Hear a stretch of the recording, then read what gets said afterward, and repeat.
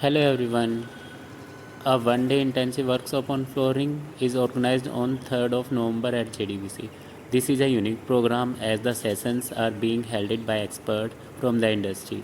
It is planned for a maximum of 25 students so that they can closely interact with the experts, presenting the topics that covers all the aspect of reward and recognition industry. It will be very high beneficial for interior designer students. तो चलिए मिलते हैं उनसे. Hello sir. My name is Anil Mangoli. By profession, myself is an architect. Okay. Practice more than 25 years. Okay. I do almost every type of work, mostly commercial, residential. I have very keen interest, keen experience in the hotel industry also. Okay. Thank you. ये अपने Hello sir. हाँ जी. Hi everyone, my name is Firoz Khan. By profession, I'm an interior designer. Working since 1994. I started with my father, then worked with some renowned architects and interior designers and builders. Then I started my own practice in 2010. By education, I'm a civil engineer. Thank you very much. Okay. Thank you sir. Hi everyone, I am Tajinder and we are into better customization of MS and SS. We are in this industry from last 20 years and whatever you say in fabrication. Right sir. Thank you so much. I'm Ritulya. I'm an interior designer Okay. and I'm into this industry for last 10 years. Right. And we do all residential and commercial plans.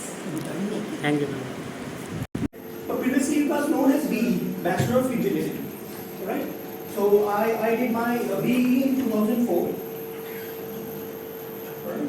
It's been somewhere around 30, almost 29 years since I started working. I started working in 1994 with my father, right? Now coming to the club that I am associated with, it's NBC. It's called NBC. NBC stands for Network for People of Construction. It's the one and only group nowadays in India that is related to the construction fraternity. Only the construction people are there. Be it a laborer or a contractor or a supplier, a manufacturer or an architect, interior designer, builder, or there is one word called OEM, if you people are aware of it. Alright. Even I don't know the full form. मुझे याद है मैं अभी भूल गया. Volunteer students, yes, of course, they are also there. The architects, nowadays there are some students who are working who are pursuing their final year of architecture. Okay? Huh? So, and this is the only club that has bind all the construction industry in one thread, I would say. It's like creating a bridge between everyone. Everyone, yes. Architecture need an interior designer need a construction people, or manufacturing people. So it becomes difficult to find out good people, good context. Whereas in this club, they will create a bridge. They will connect you with people related to your industry, and it becomes easy for you to work in a better way. Flooring is a very essential part of any interior, be it a residential building or a commercial or a showroom or anything. क्योंकि मैंने मुझे लगता है इनसे पूछा गया है what they हाँ, know ठीक about है. flooring, Perfect, fine. है ना? Please. So that we can start from there. Yes. Thank you. Flooring.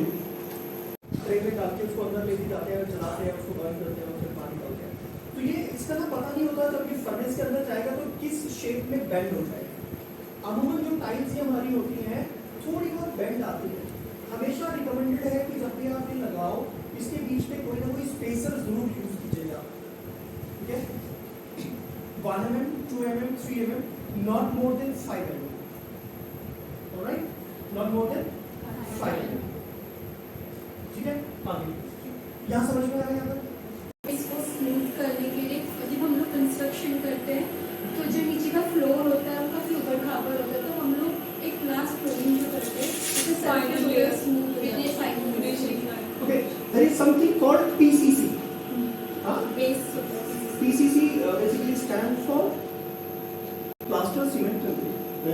Plane cement करते हैं, सॉरी प्लेन सीमेंट करते हैं। तो अगर हम स्मूथ करने के लिए पीसीसी करते हैं, will that be called a flooring? Why not? PCC का बेस होता है, अगर इफ हम लोग जैसे मोज़ैक अगर आपने टाइप क्वेश्चन समझा सर का? सर ने कहा आजकल काउंटर टॉप वाले जो कि ब्लैक और वाइट फुल बॉडी टाइल्स हैं। Full body tiles. तो फुल बॉडी टाइल्स में एक और एडवांटेज है कि उसके आप जो ये कॉर्नर्स है ना, जिसको हम शैम्फर कर सकते हैं। शैम्फर तो समझ में आता है, इसको हम लोग राउंड भी कर सकते हैं। कुछ और स्पेशल डिजाइन हम लोगों ने दिए हैं, हम वो भी कर सकते हैं फुल बॉडी टाइल में, but only with some special tools, because ये जो विट्रिफाइड टाइल है ना, वेरी हार्ड मटेरियल, तो जब भी हम इसको कटिंग करते हैं ना, तो इसमें कॉर्वेशन होती है। कॉर्वेशन समझ रहे हैं? जब तक हम कोई भी एज काटते हैं ना, तो इसकी कुछ चिप्स निकलती है। सर क्रैक्स आ जाते क्रैक्स आते हैं। नहीं, क्रैक्स नहीं, बेसिकली क्रैक्स ऐसे होता है, एज स्मूथ नहीं आता है किनारे।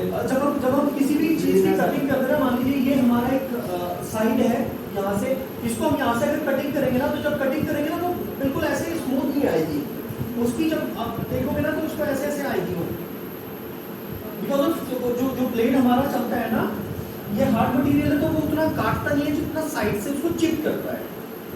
ठीक है, तो इसके लिए बहुत स्पेशल टूल्स लगते हैं जो इस के कामों को कर सकते हैं। क्या कोई बता सकता है कि इसको अवॉइड करने के लिए क्या करना चाहिए?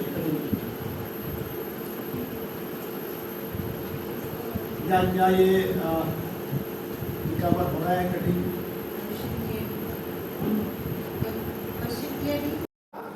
इसकी कॉस्ट को कम करने के लिए हमने नीचे कोई भी पिगमेंटेशन नहीं मिला रखा है। ऊपर वाली लेयर में हमने कोटिंग कर रखी है, उसका उसमें पिगमेंटेशन डाला हुआ है, तो उसकी वजह से कॉस्टिंग जो है ना, थोड़ी सी हमारी थोड़ी सी डाउन हो गई है, लो हो गई है। अब अगर इसी को मैं ये कर दूं कि भाई इसको ना मैं ऐसा कर दूं, इसकी थिकनेस में फुल बॉडी दिखा दूं, तो फुल बॉडी में क्या होगा, क्योंकि पिगमेंटेशन पूरे के पूरे मटेरियल में जा रहा है, तो उसकी कॉस्टिंग हाई हो जाएगी। तो आप जो रिसर्चर्स हैं इसके पीछे, उन्होंने क्या किया कि जो इसके ऊपर की जो टॉप लेयर है ना, उसको इस टाइल की टोटल थिकनेस का हाफ में पिगमेंटेशन कर लिया हमने, और नीचे हाफ वाला जो है ना, वो हमने लो कॉस्टिंग वाला मटेरियल दे दिया, तो इसको डबल चार्ज बोला जा रहा है। ठीक है, मैं एक बात बताऊं, माइका कब लगा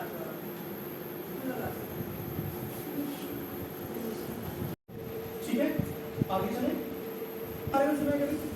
देखा है लोगों ने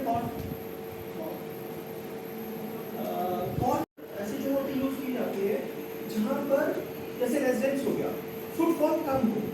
ये हमारा जो मार्बल होता है ना, ग्रेनाइट या 2-4 मार्बल्स को छोड़ करके, उसके अलावा जितने भी मार्बल है ज्यादातर सॉफ्ट मटेरियल है। ठीक है, कुछ थोड़े से मार्बल्स को छोड़ करके ज्यादातर जो है वो मार्बल सॉफ्ट मटेरियल है। तो जब भी हम चल रहे होते हैं उसके ऊपर उसका घिसने के चांसेस ज्यादा होते हैं। तो अगर हम रेजिडेंशियल में लगा रहे हैं, तो हम उसको दोबारा ग्राइंड करा के एज गुड एज न्यू वापस बना सकते हैं। हाँ? उनको मालूम है, उन्होंने खुद ही बोला था सॉफ्ट होने हार्ड होने। तो सॉफ्ट क्यों? सॉफ्ट क्यों होते हैं? हाँ, मेरा क्वेश्चन क्या Okay, है? okay. चलो, it's a high level question, 15-20 साल बाद मुझे भी पता लगना पड़ेगा।